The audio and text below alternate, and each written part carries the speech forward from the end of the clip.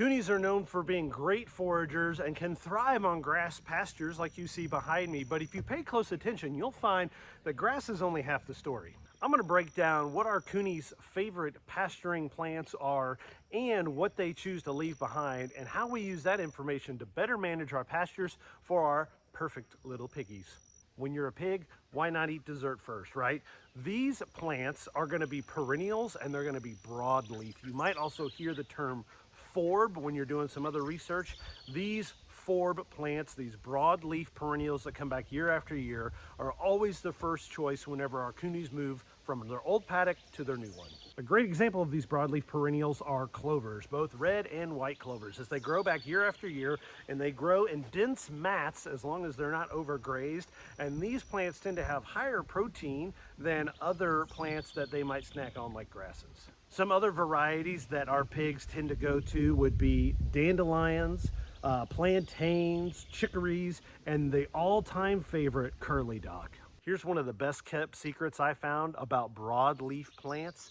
Pigs love poison ivy. They'll eat it all the way to the ground. As long as the poison ivy hasn't created a woody stem, those pigs will nom on poison ivy and turn it into freaking bacon.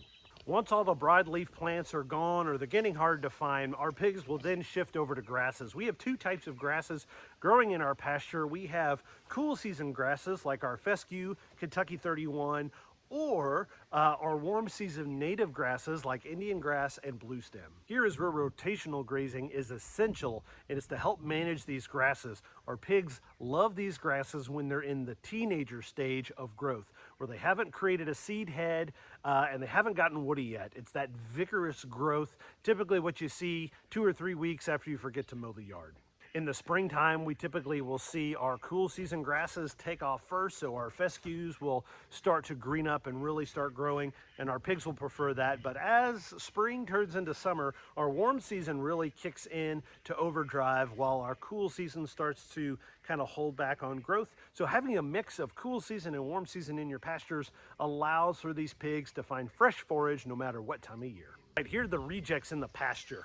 Really woody forbs, saplings from different species of trees, and briars or brambles. Our pigs will avoid brambles at all costs because they have sensitive mouths. Who would want to eat thorns, right? So even if there's nothing left to eat in your pasture because you've overgrazed it, oftentimes that's the best time to see where the multiflora rose is, or where the locust saplings are coming up, or where the sensitive briar or the blackberries are. Pigs aren't goats. They actually have a very similar digestive system to us, and so because of that, they're going to leave these alone.